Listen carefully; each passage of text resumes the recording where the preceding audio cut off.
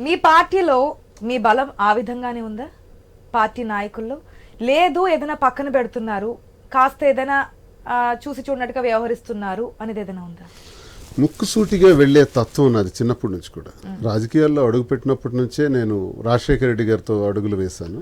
వారే నాకు జిల్లాకు పరిచయం చేసి నాకు ఒక గౌరవాన్ని, స్థాయిని ఇప్పించారు. అలాంటి రాజశేఖర రెడ్డి గారితో నేను స్నేహంగా ఉండేటప్పుడు ఇది చూడలేక గిట్టని వాళ్ళు, మా జిల్లాలోనే ఉన్నటువంటి వాళ్ళు ఒక చిన్న ఎమ్మెల్సీ ఎలక్షన్కి లింక్ పెట్టి నన్ను సస్పెండ్ చేయించారు పార్టీ నుంచి. సస్పెండ్ చేసినప్పుడు నేనొక్కడిని 2008లో అధికార పార్టీలో ఉంటూ జిల్లా పరిషత్ వైస్ చైర్మన్గా ఉంటూ ఆ పదవికి రాజీనామా చేసి పాదయాత్ర చేశాను 42 రోజులు కాన్స్టిట్యున్సీలో. నా తప్పేంటి అని ఏ నాయకులైతే నన్ను సస్పెండ్ చేశారు ఉన్నాయి ఎప్పుడు ఉన్నాయి, బహిర్గతం కాలేదు, బయటపడలా. 42 రోజులు పాదయాత్ర చేసిన వాడిని. అలాగే 2008లో పాదయాత్ర పూర్తయిన తర్వాత 9, 10, 11, 12, 14 వరకు కూడా ఉద్యమాలు చేసిన వాడిని. చిత్తడి నేళ్ల కోసం, రైతుల కోసం, మత్స్యకారుల కోసం ఉద్యమాలు చేసేటప్పుడు అప్పుడు నేను పార్టీలో లేను. ఈ సందర్భాలు మీకు ఎందుకు నేను చెప్తున్నానంటే అప్పుడు ఏ పార్టీ బ్యాక్గ్రౌండ్లో లేను. కాంగ్రెస్ పార్టీ సస్పెండ్ చేసిన తర్వాత చిరంజీవి గారు నన్ను పిలిచారు. చిరంజీవి గారు పిలిచిన తర్వాత ప్రజారాజ్యంలో పోటీ చేశాను. వెంటనే ఆయన పార్టీని కాంగ్రెస్లో కలిపేస్తున్నారు. మళ్ళీ నేను ఇండిపెండెంట్గా ఉండిపోయాను. మీకు ఎందుకు చెప్తున్నానంటే ఇలాంటి ముక్కుసూటి తత్వం కలిగినటువంటి స్ట్రైట్గా మాట్లాడే తత్వం నాది. అవినీతి చేయలేదు, అక్రమాలు చేయలేదు, భూదందాలు చేయలేదు, లంచాలు తీసుకోలేదు, అధికార దుర్వినియోగం చేయలేదు. 25 ఏళ్ల రాజకీయ జీవితంలో 18 సంవత్సరాల అపోజిషన్ పాత్ర నాది. నేను ఎవరికి భయపడాలి?